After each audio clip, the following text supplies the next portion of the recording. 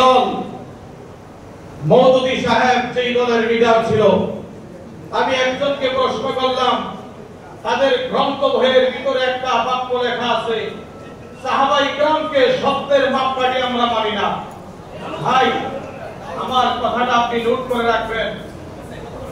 সাহাবা ইকরামকে তারা সত্যের মাপকাঠি মানে না। আমি বললাম, কেন মানেন না?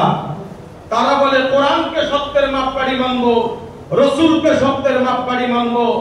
তখন আমি জিজ্ঞাসা করলাম, আপনি কোরআনকে কিভাবে সত্যের মাপকাঠি মানবেন? ওনারা আমারে বলতেছে যে হযরত, কোরআন থাকতে সাহাবীকে সত্যের মাপকাঠি কেন মানতে হবে? রাসূল থাকতে সাহাবীকে সত্যের মাপকাঠি কেন মানতে হবে? আমি বললাম, সত্যের মাপকাঠি কি জিনিস আপনি তো সেটাই বোঝেন নাই। কারণ হচ্ছে আল্লাহর কোরআনে বিদ্যমান আছে, চুরি যখন চুরি করবে তার হাত কর্তন করার জন্য ওই বাণী কোরআনের ভিতরে আল্লাহ বিদ্যমান করেছেন।